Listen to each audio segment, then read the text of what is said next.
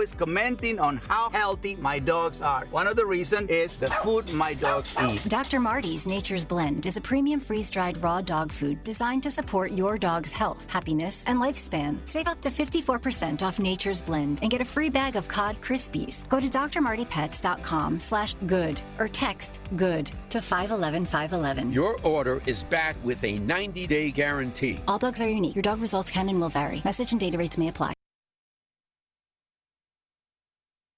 A look at the news, views, politics, sports, and people that are shaping Rutherford County. Listen each weekday morning at 9 o'clock for the Roundtable here on News Radio WGNS. We're the Good Neighbor Network, FM 101.9 and AM 1450 Murfreesboro, FM 100.5 Smyrna, audio and video streaming at WGNSradio.com. This is the Roundtable. A look at the news, views, politics, and people that are shaping Rutherford County. Hey, good morning, everybody. Welcome to your Tuesday morning edition of the Roundtable Show with Rick and Wayne. Come to you every Tuesday morning here at WGNS Studios in Murfreesboro and try to add a little flavor and fun to your Tuesday morning. I appreciate everybody listening in, and I'm glad to be back, Wayne. I'm glad you are back, brother. I got a little suntan going on and enjoyed my week. Well, glad you got to get away for a little bit and got to ride and just hopefully you got to take a breath and relax. I did a little bit. Yeah. Good. Yeah. Let me sit up here a little bit with those on YouTube. They can see the shirt and my smoky on there. Yeah. I want to celebrate that. Well, I'm congratulations to the Vols for the national championship, but I'm still going to wear my. Let me see if I can get. I forget what the camera. I'm going to always show my blue.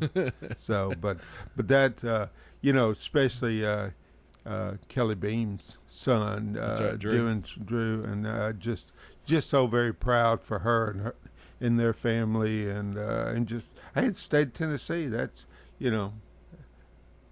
that's a big deal. Win a national championship. Sure is. And Danny White, when he came in from Florida, they were I guess they was Southern Florida, University of Central Florida.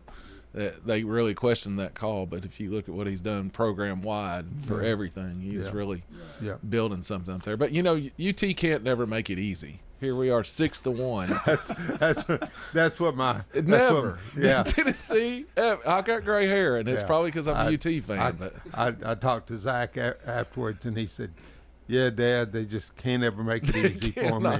So, but again, glad to have you back. Hey, would like to give out another shout out to Brandon Baldwin with Baldwin Construction, installing the basketball goal at Isaiah 117 for the kids and the volunteers to play, and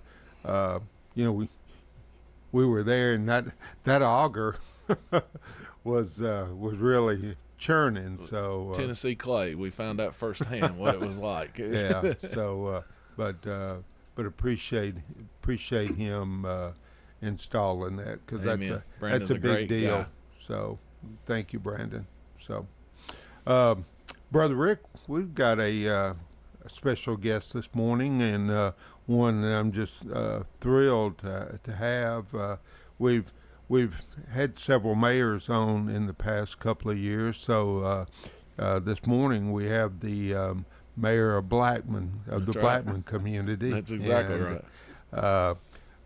Very well versed in our county community's history, and has been a community leader just throughout his life, and family goes way back in Rutherford County history. And Mr. John L. Batey, welcome this morning. Well, thank you, Wayne, Rick. Glad to be here. Kind words, it's just doing kind of things I think should be done in leadership. I always think kind of a right or a wrong, Yes, sir. and how it goes about. But our family does go back a long way. The Bateys came in 1808, and the farm we're on was a Bass farm, and they came in 1807. and that is the longest continued working farm in the county. Wow. It's settled, and it's not as big as it once was. It was about 1,200 acres when it came in, and most of that was a land grant from Patrick Henry for services in the Revolutionary War, for services and all. Mm-hmm. And that's how it started. And the Blackmans also came in 1808. So they were all in there settled first. And if you're in the county that long and that many families, the Beasleys, the Kings, the Bateys, which ones I'm leaving out, but they were Rideouts, Ruckers, all, but they were, you didn't go far from home to find a wife. It wasn't many. It wasn't many. The horse and wagon could only go so far. Yeah, we were talking earlier about kissing cousins. Yes, yeah. But it does go back a long way.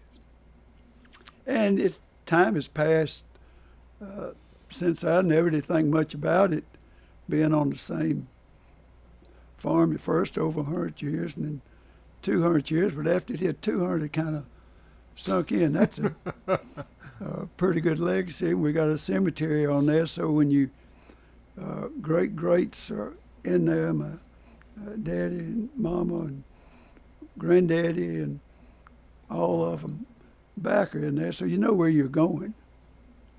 When you get there, you can look out the window. Have you ever counted how many gravestones or family members you've got buried in that one area? Oh, no, I mow around them.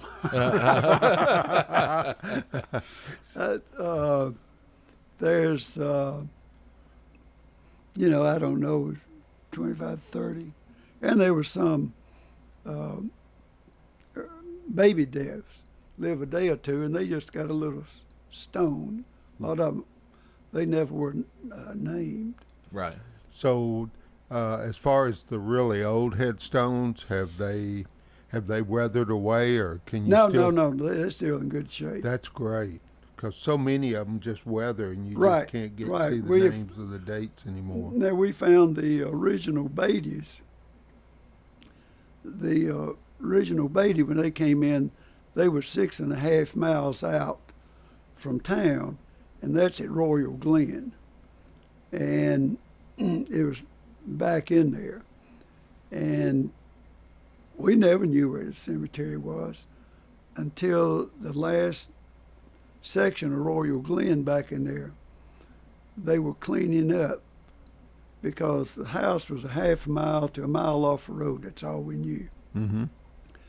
With big old trees falling and honeysuckle, blackberries, whatever, poison ivy, everything. It's growed over where they hit all this black dirt and some stones were coming up.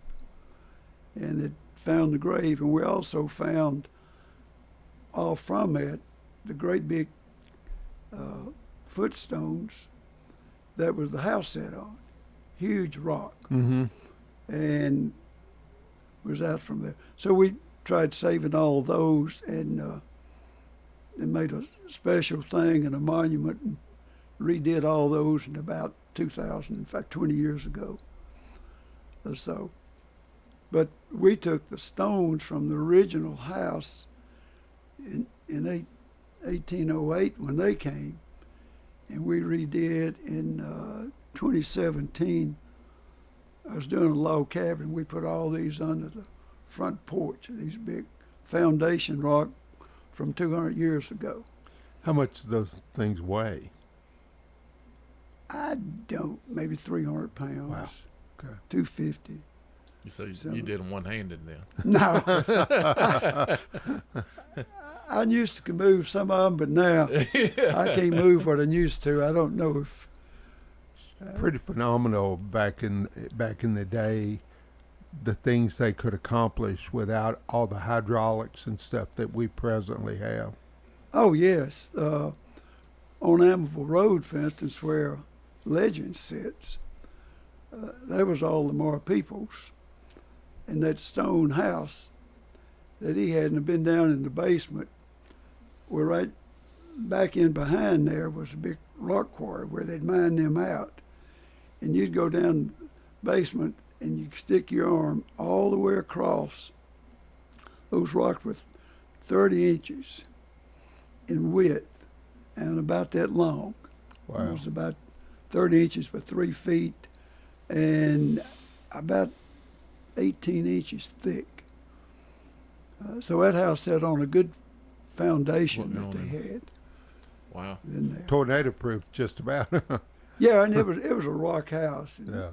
and I don't know what they did with all those stones when they tore Was that the house that down. Imogene ended up living in there for a short time, or was that the same rock house? It seems like to me her house on Evel Road was a rock house.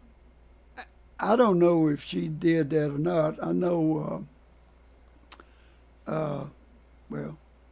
Lamar's nephew and all, they came up there and lived in that. I think they sold. I don't believe it's one Imogene. Yeah. I was know she in, owned but some they were- property. She had all those emus. And Emus, yes, and had Sugar Bear. yeah, and she kept those. She had, well, where Stonecrest Hospital is, she owned some property over there, and she had 2 emus she couldn't catch over there. They were wanting to break ground over there, and somebody called me and said, "Hey, would you come over and help me wrestle these emus and put them in a horse trailer?" And I got called to work, and I was late getting over there, and I got over, and the guy's pants were half ripped off of him. He was bleeding in the end, and he had one in this horse trailer. And I said, "Well, you ready to get the other one?" He says, "I think I've had all I want from these emus." He said, "If you don't mind, I'll watch you." So, anyways. Are they a mean bird? Oh, man, yeah. Well, they got spurs just like anything else, and they'll kick you. They're on the inner part. Oh, wow. If you don't control them feet, Okay. they'll get a hold of you. So, You got to be a good lasso and rope them. I guess so. had to be good with a Like rope. a cat, yeah. What about siblings?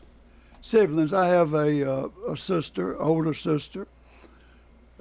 She's in Florida, Marguerite, and as far as she went to seminary first grade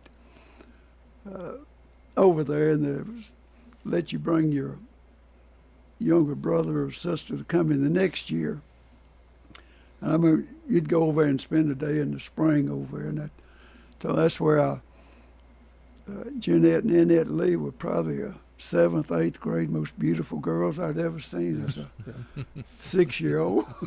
Well, I was there in first grade too. Also, and my sister Pat was a couple of grades ahead of me, so we were in the front room together. And my oldest sister Pam was in with Mr. Carter in the 5th through 8th. And when I would tell my children about going to a 2-room schoolhouse, I'm not sure they actually believed me for a while. Well, I'll tell you something. I remember they had, I don't know if it was a fundraiser or musical, but Roy Acuff came over there for, I don't know, I guess it was a Friday night something gathering. I remember everybody came. And it was sponsored by R.C. Kohler, was his sponsor at that time. Mm-hmm. And Minnie Pearl was there, and Brother Oswald.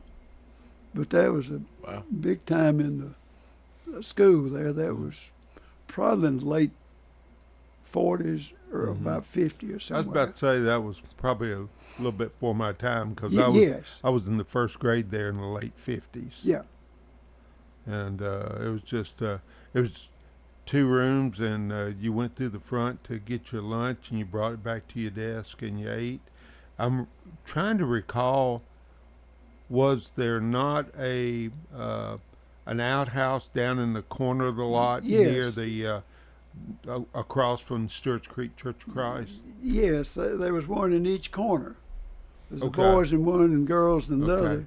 Then there was a coal house. Okay, I They recall kept that. coal house, and if you rode your pony to school, you put him in the coal house. It was big enough you could put your pony in. And there. the 7th, 8th grade boys would go and smoke in the coal house. That's where they would smoke if they wanted. I don't know, but you,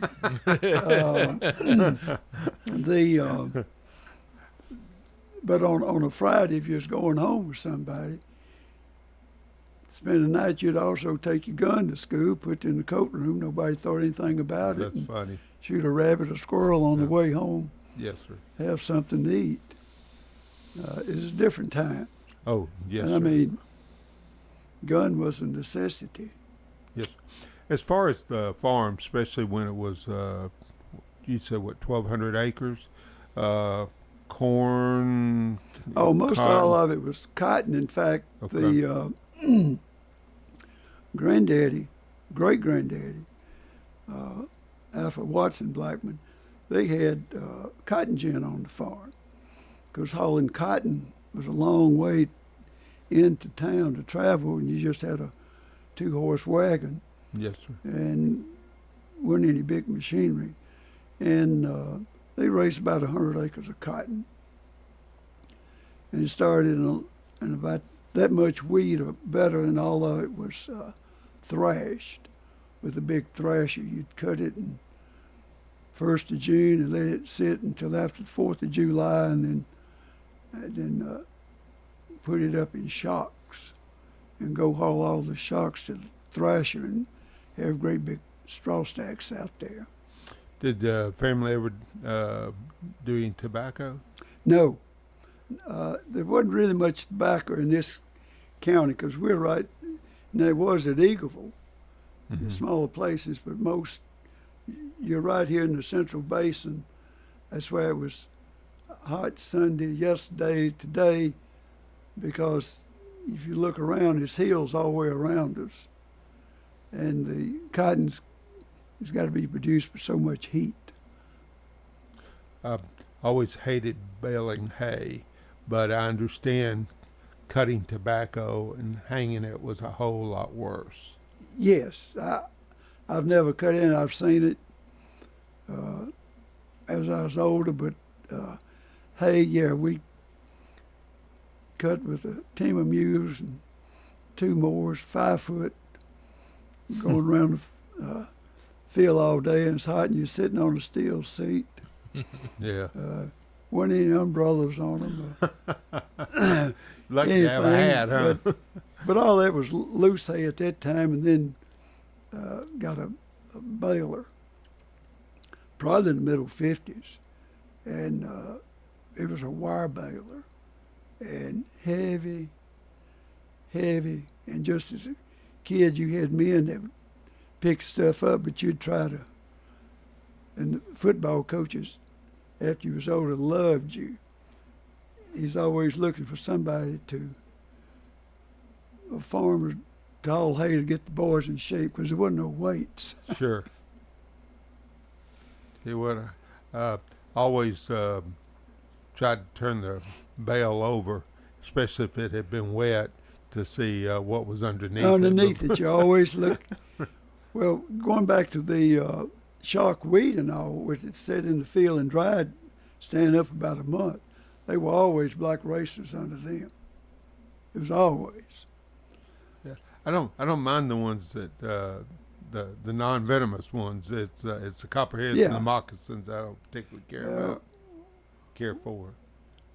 Very little of those, but we had a lot of rattlesnakes. We'd always kill 1 or 2 a year. Especially around the Amerville area. Yeah. Around the woods and all. Somebody listening in, that's obviously we growing up here, we know where the Batey farm and but where you're in the Blackman community, and how many acres is there now? So if y'all started out with 1,200, I know 840 kind of cut y'all up some, but tell me about the area. Okay, first split came in was late 60s, open in 70, was I-24. That's right. And then when 840 came in the late 90s, it kind of diced and split Blackman up again. We're to the north, we're closer to the Smyrna, and I was 7 miles from Murfreesboro, 8 miles from Smyrna. And on Baker Road now, it's a little less than 400 acres left. Still quite a bit to tend to. Oh yes. Talking about emus and all, after emus came in, I guess in the 90s, It's probably they're around. We never had any, but after they were high priced, and after the price went down, and people couldn't sell them, get rid of them. I think they just turned them loose because the sheriff patrol and all, they wanted road cars. If you got, I said, I know no emus, and they'd run up and down the road trying. I said, I have no idea. Go see Imogene. That's funny. Yeah. So what significance of your farm, we talked about it off air, but I want to kind of bring it up on here, with the Civil War when Stones River happened, and what role did your farm and your family have ties into that? Because y'all have been right there in the middle of it. Oh, it was right in the middle of it, and I remember most of the workers and hands, they went to the woods to stay and took the animals with them and food because they were scared just like everybody else. And we had a log corn crib, and I remember the wall being cut out of it, and Daddy boarded it up. I guess Granddaddy did, somebody. But that's where they had cut the logs out to take the corn and all to feed the animals. Yeah, my great-granddaddy, Thomas Jefferson Batey, now he's two greats. He was a scout for Nathan Bedford Forrest, and he did not die until 1915. So Daddy and all of them, they had all kinds of stories that he would tell. Have you been able to recapture any of those stories to share on maybe audio or video or something like that? No. Could I implore you to do that? Yeah. And I say that because that's one of the missions that Rick and I have had with this show, is to have people like yourself that are rich in Rutherford County history. Yes, and we remember and shared some, because I can remember when maneuvers came. See, when maneuvers came, they all kind of came the same area because it was flat, and the field where the strawberries we've had, they used to use that as a little landing strip. And Wow. And all around, before you got to Brown's Chapel there, the big woods and all, they had big tents and all set up, and they were 2 90-degree turns, which is on Baker, now to John Locke there, to Batey Circle, that there was a tank. And the guys coming around the road and on that curve, and that tank just flattened that car. And they pulled the car in the barn lot. It sat there, I bet, a month or two. I can remember the car sitting in there as a kid. But all that was, and a lot of that, because they were all kids that just been drafted, put in, and you had to have lights out at the house. You weren't supposed to talk to them, or they weren't supposed to go to the house, but there was a lot of swapping of sugar and coffee, or leave some fresh biscuits and sausage outside the door for them to pick up, and in return you'd see some bartering. Some bartering done, yes. That's pretty cool. We're going to take our first break here in just a second, but we listen to John L. Batey with Batey Farms, and like I said, the mayor of Blackman is with us this morning, talking a little history. But we're going to take our first break and be right back with you in just a minute.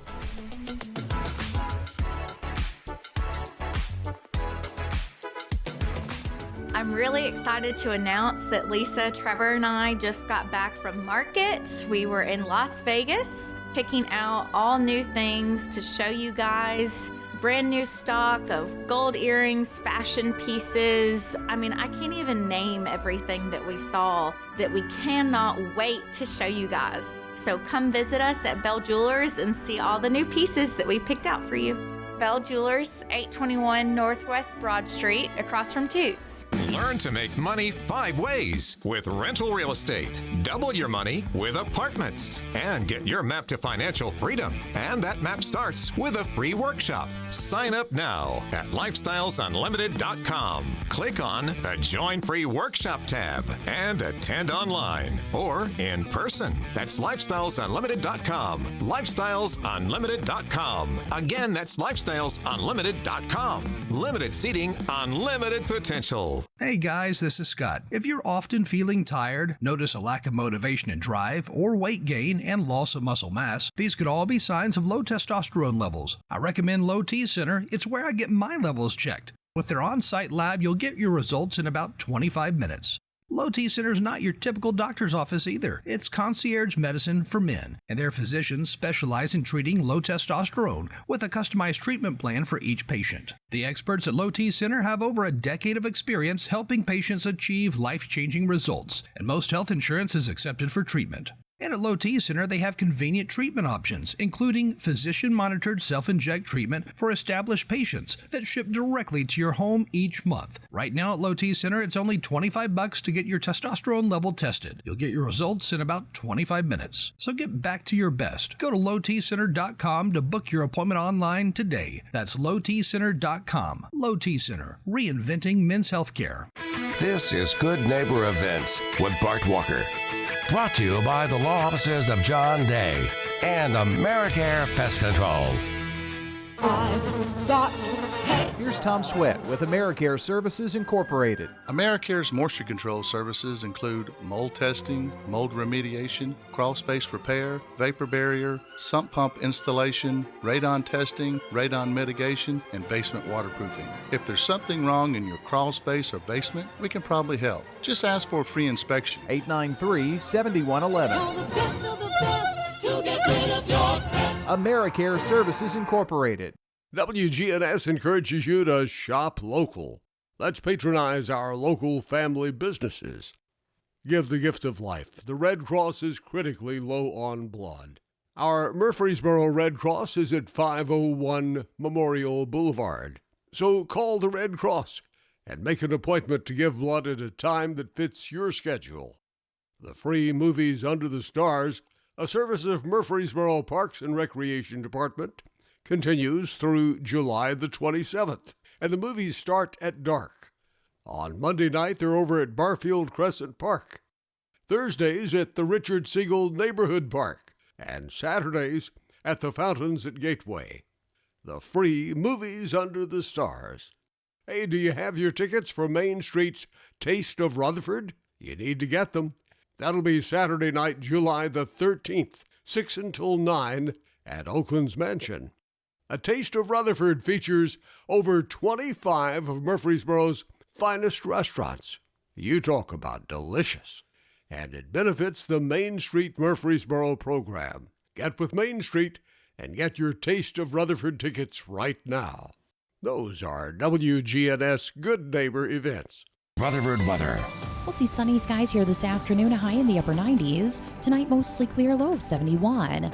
Wednesday, chance for showers and storms late, a high of 97. I'm meteorologist Jennifer Wojcicki on News Radio WGNS. Currently, it's 79. Broadcasting from the Middle Tennessee Electric Studios. MTE serves members with more than just electricity. Their community outreach team works with schools, parents, and students to provide engaging and unique learning experiences. MTE serving to make life better since 1936. This is the Roundtable from News Radio WGNS on FM 101.9 and AM 1450 Murfreesboro, FM 100.5 Smyrna. Listen and watch at WGNSradio.com. And good morning and welcome back to the second segment of Tuesday Mornings with Rick and Wayne.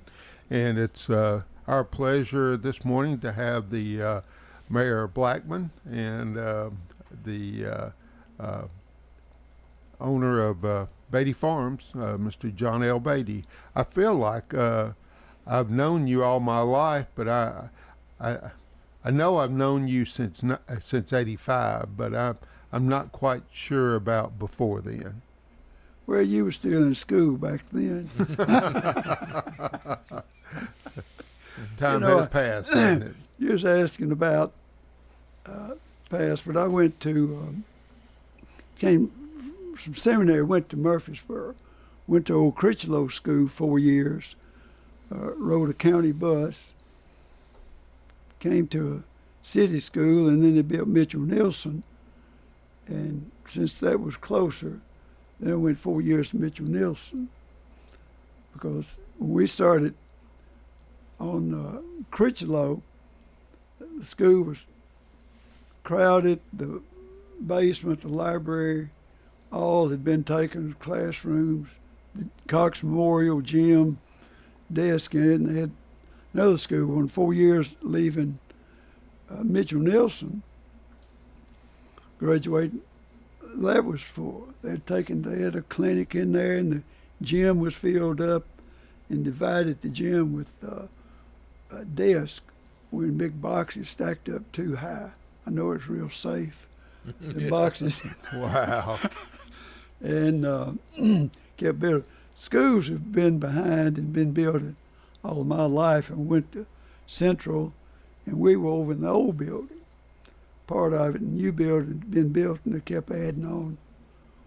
When we were there and we left, they were still adding on another part of it. But went to Central, then went to MTSU. Central at one time was the largest high school in the state, was it not? I don't know whether it had been at Oak Ridge or okay. Kingsport up there. Okay. Somewhere, I don't know. I just seemed to think, especially during the championship years, they just. Yes. Now I do know.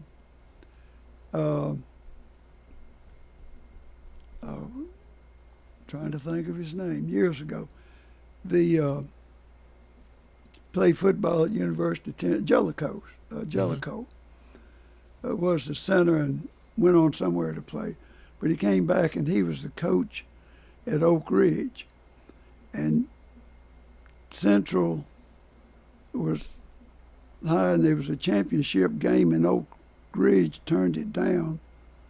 Central was in it, going to have a state championship. This is for the Clinic Bowl and all that. Mm-hmm.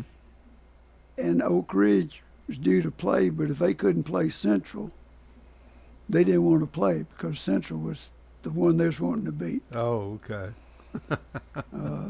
Central, but yeah, we had. Well, there was only school there before they split and had Riverdale and then Oakland out of there, and then they both all got good teams. Yes, sir. Let's talk a little bit about Wilbur. Mentioned in the graveyard a while ago, Wilbur's in the graveyard. Yes, too. I kind of figured. He's a family member. He brought a lot of smiles to a lot of children over the years. Well, yes, that was a different time and a different role than ever been in my life. Well, kind of set the stage a little bit for those that don't know, because Wilbur was it's big, but Charlotte's Web, right? The book that E.B. White done. His granddaughter, they were coming out with a Wilbur movie, and E.B. White's granddaughter decided to come out with a book and wanted a picture of a pig on the book. Now this is coming out of New York, and I got a call from Phyllis Ferguson because she was executive director of the pork producers. I was the state president. She said, "I got a group telling me the stories coming out of New York, and got a call from Nashville, but Opryland had closed. The photographer, or one she was working at the book company in New York, he worked at Opryland, and he knew of an animal photographer in Nashville. So that kind of started, and they didn't really know, just get something close to Nashville where you ain't got to go a long ways out.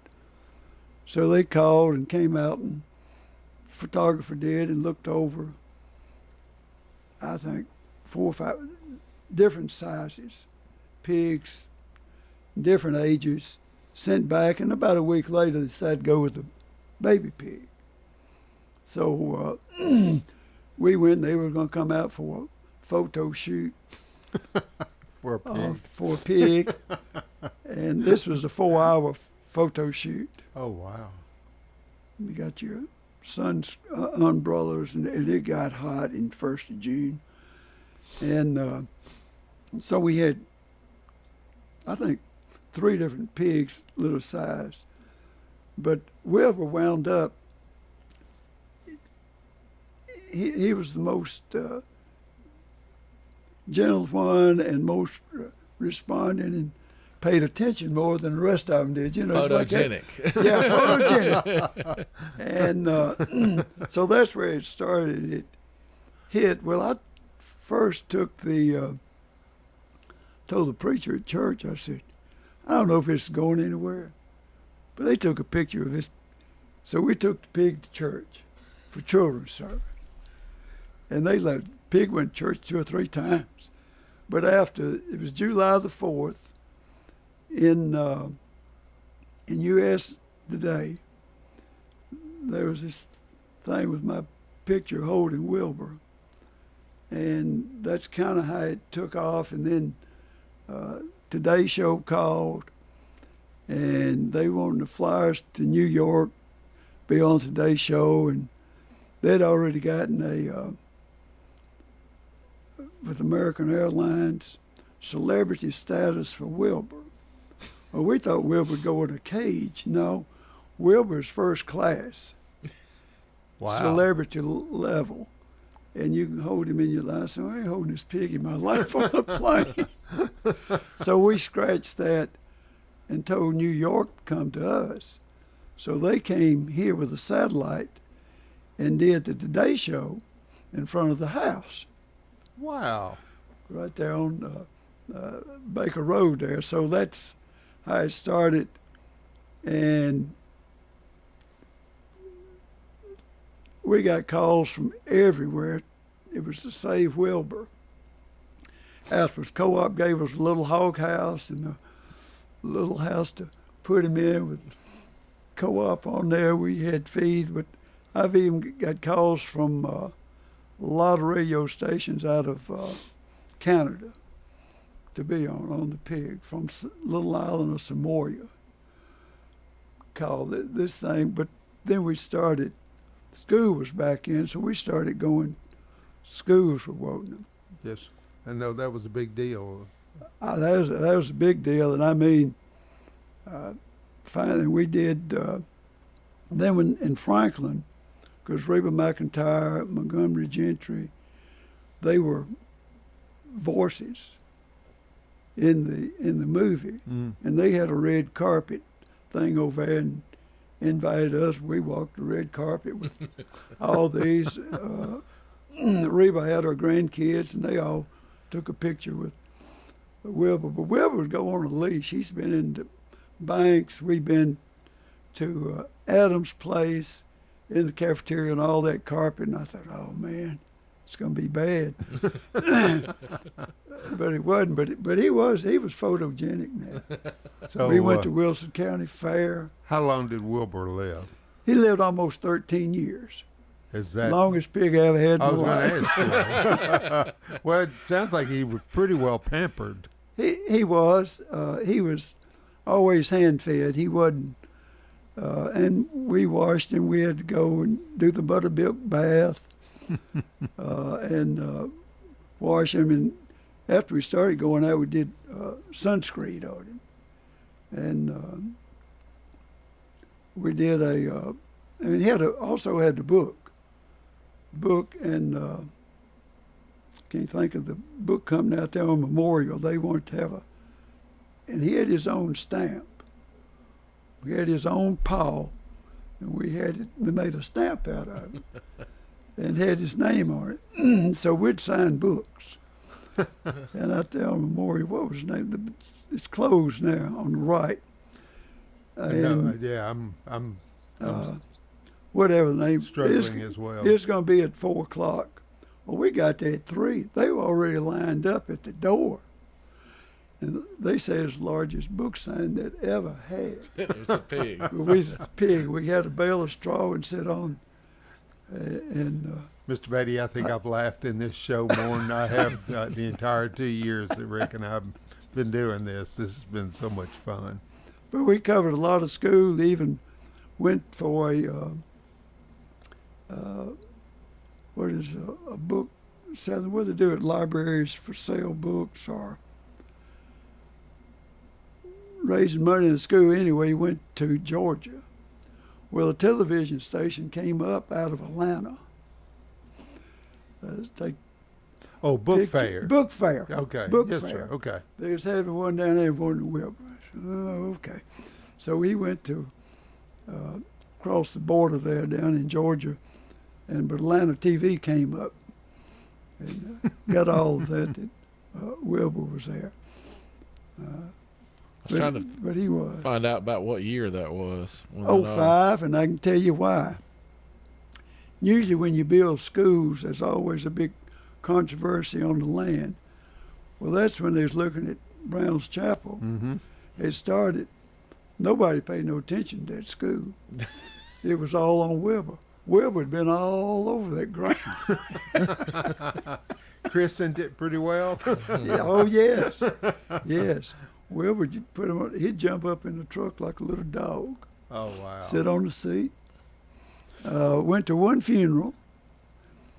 Went to Jimmy Haynes' funeral. And only reason, it was on East Main Church of Christ here. Mm-hmm.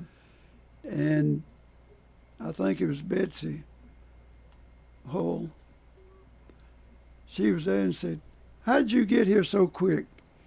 Because her grandson was in Siegel School. Said, you just left the school. I said, yeah, where's Wilbur? And I said, he's out in the trailer. Well, it wasn't anything to do with Mr. Haynes' children, because Mr. Haynes had hogs. He'd get them from me so he could stay in the city, Greenbelt. And went out there and walking across the street on a leash. And that traffic light, it's like a four-way stop. They all stopped to see the pig walk across the street and go up the step to the church. So how much did Wilbur weigh when he passed?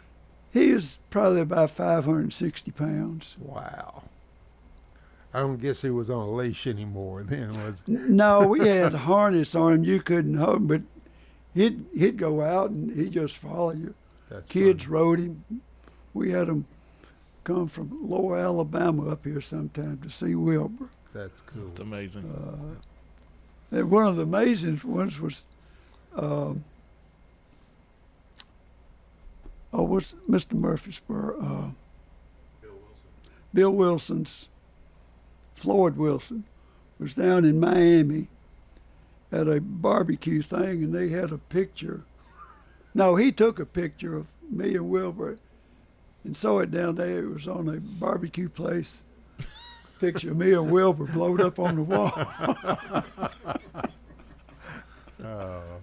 Well, rest in peace, Wilbur. Yeah, rest in peace. You got 30 ancestors buried in Wilbur in the thing. Yeah. I can just imagine. Yeah. That's awesome. You listen to John L. Batey. I hope you're enjoying our show so far. We're going to take our second break and we'll be right back with you in just a minute.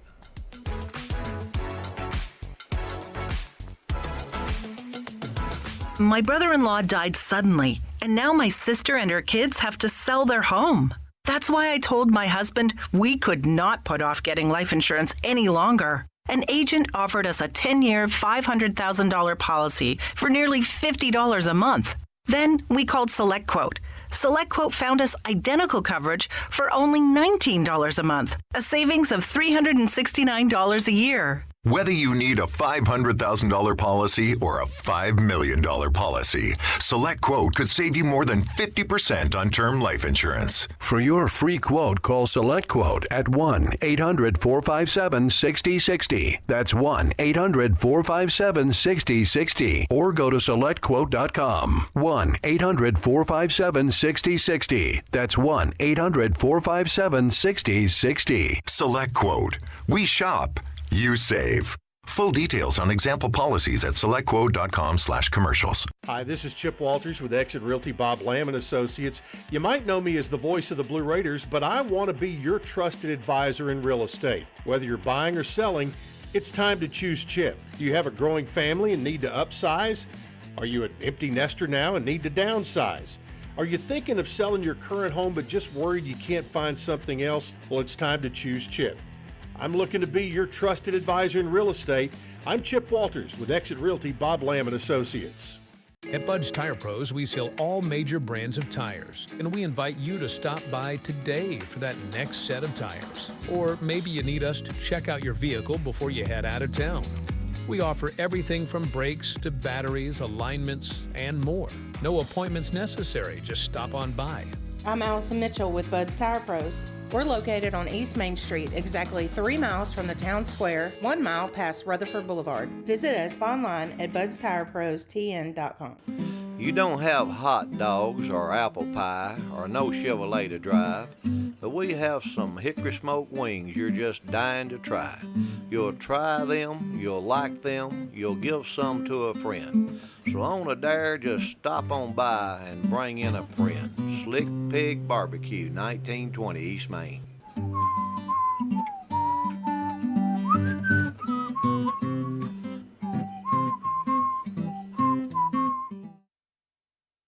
When severe weather strikes, we break in. A tornado watch is in effect for Rutherford County. The most up-to-date weather information. We'll be here with you on radio and with Rutherford Weather video channels as we continue to track this storm. As it Get 10-point details on severe and impactful weather in Rutherford County with Rutherford Weather. A severe thunderstorm watch is in effect for Rutherford County. Listen to Rutherford Weather updates on WGNS and watch on YouTube and Facebook by following at RUCO Weather.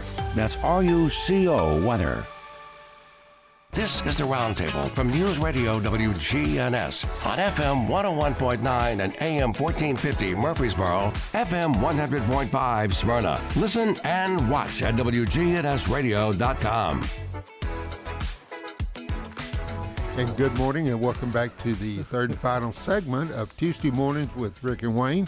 And it's certainly been our pleasure to have Mr. John L. Batey this morning.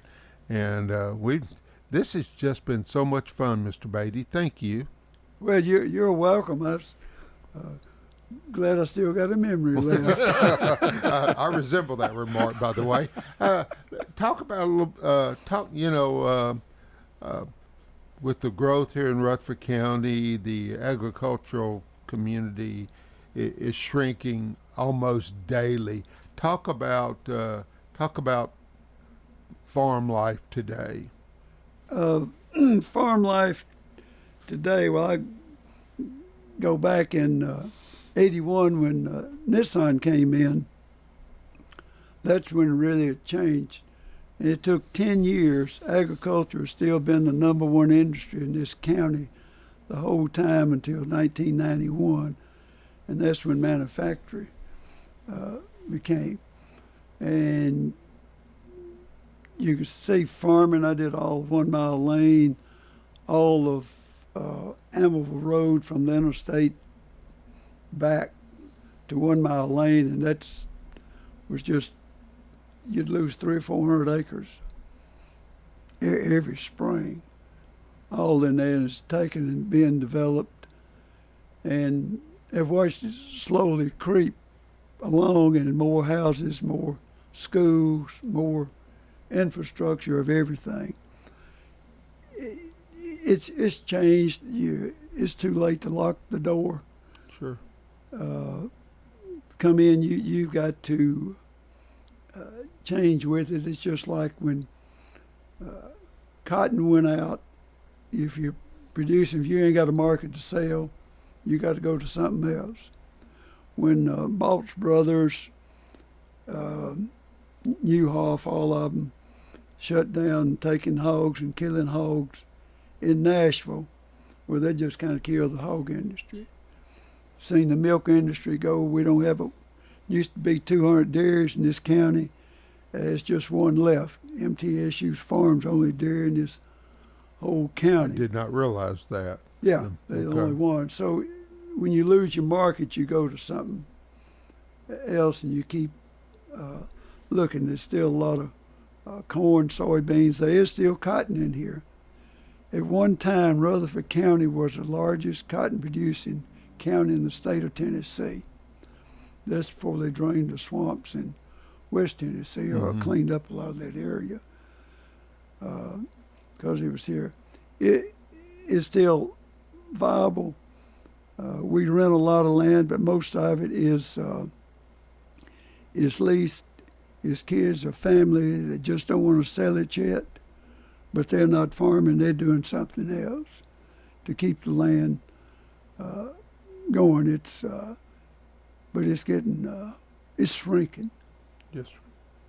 Do y'all take visitors now for anything? I know there's usually no, we don't do any anymore. We had see, COVID really kind of ended that deal. We started in 2012. If we went out of the hog business, we stayed in and started processing our own meat, and doing good until 2020 when they shut down the processing plant. Shut down. Well, we had pretty good storage, we thought, but the last time we went, we was going every month, regular, killing hogs, bringing meat back to sale. And last one we went in February, never got the meat back to September. Oh, wow. And we were out, we had nothing. And we got that, sold that, and they shut down, so we just kind of phased out. We tried another manufacturer in Kentucky, but that didn't work out. You got to have consistency of your product. And for 8 years, we had good consistency. And I was no additives or anything. It's just all natural. And that, I learned a lot. That I didn't know a lot of the migraine headaches come from your nitrites and all, your blurred vision. And we switched over to celery seasoning. Didn't affect the taste whatsoever. It was just stuff that's in the meat. Wow. And I think Whole Foods used to be the only ones you could still find some no additives. I'm not sure on that now.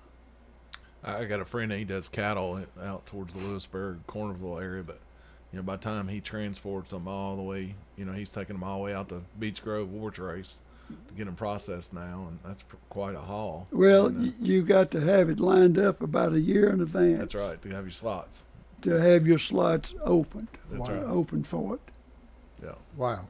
It's there's not any processing, doing a cattle processing to get in is so much red tape and restrictions and all this, zoning and everything.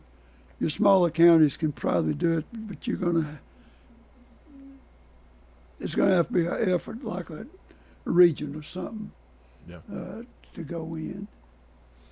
You past chairman of the local Farm Bureau Board and been a member, I guess, all your life? All my life, yeah. I remember going over here on one Vine Street, over here, across from Murfreesboro. Well, I don't know what bank it is now. From old James K. Polk Hotel, I put it that way. Yes. There's a little library over there, and that's where Robert Rose came in from Wilson County and started, and from there and built building down here on Broad Street in the 60s, and I was president of the Young Farmers and Homemakers back in, been on the board. So I've been on the board 64 years now. Wow. And I'm an emeritus status now. But in the Young Are you Farmers... looking to change? We got a couple of insurance guys in here if you want. We'll give you a quote. Well, insurance is separate from us. We rent them the building. That's right. We rent them the building. But I served on the National Young Farmers and Ranchers Committee for 2 years. And one of those boys, John Brock, he became Secretary of Agriculture, and 2 others, and they became senators from their states. Wow.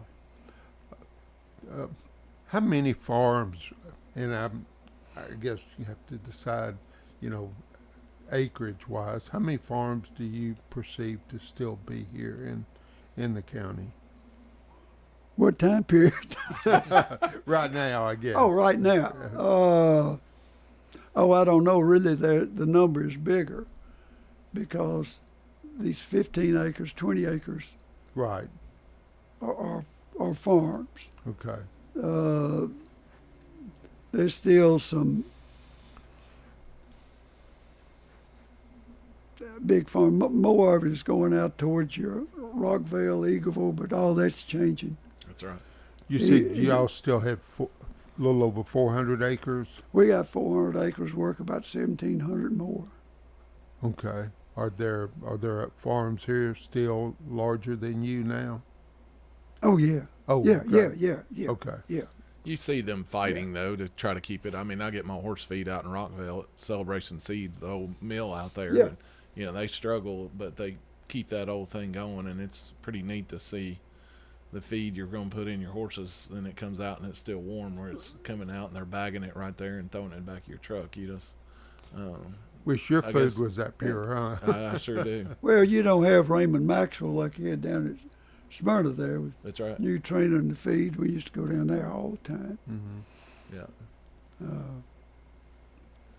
Well, we got a few minutes left. What else you want to talk about? Well, I was thinking about Maxwell and going to Smyrna down there. Uh-huh.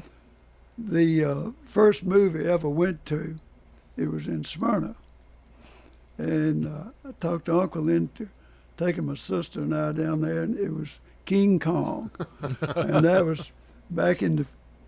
was that Fay Ray? The yes, girl? Yeah.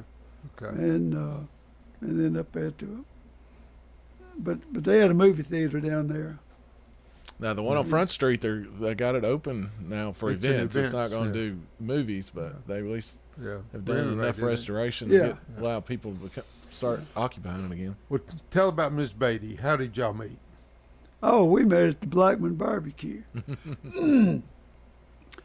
See, I was president of that year, and I think that was one of the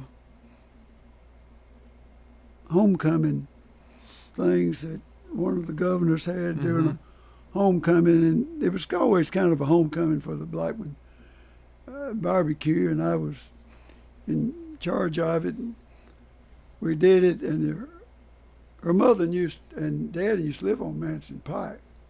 Well, I knew her mother and daddy and her older sister. She brought them out there and introduced. Had both daughters with her, Sally and then Melissa, and introduced us. We were square dancing back in and danced, but if you're in charge, you're everywhere to cover. You got a lot of things to cover. And so it was a few months later, and I said, well, I'll call you sometime. Well, in the summer farming, I mean, you be busy, you can lay your crop by about in August. But in August, I did call. It was, and we went out. But we met at the Blackman Barbecue. That and the Rockville 4th of July picnic, two of the premier political opportunities for candidates, bode very well. We some of them want to do it again, but we had it at the community center. That's where it worked best. The last 2 years we did it at the Grove, up here at the Williamson farm, and COVID. That's when we just shut it down for COVID. And Rockville has continued, but we had 70 years. Wow. Fun time. Fun time. Yeah, it was always a fun time for candidates. We've had from the Al Gores to McWhorter, usually out there. You had a lot of. You had more probably at Lee Victory's party than.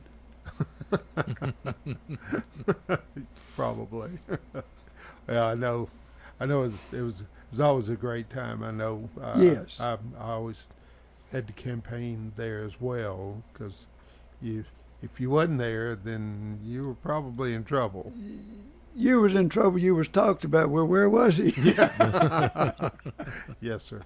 Mr. Batey, God bless you. I'd like to tell our guests for all of the activities they're involved in our county community, but you and your family have been such stalwarts of our county community, and thank you. Well, I thank you and Rick for inviting me, and hope everybody didn't turn you off. Well, this was a fun show for us, so I hope everybody else enjoyed it as much as we did. That's what Ted Batey told me last night. Said, you'll have fun with my friends. Thank you. That's Thank you. nice of you. Everybody have a great week. Hope you enjoyed our show, and we'll be back again next week as usual. And stay cool. Got a little rain coming in tomorrow. Yeah. I think Brian might touch on that here in just a minute, but hopefully we need it for sure. But everybody have a great week and take care.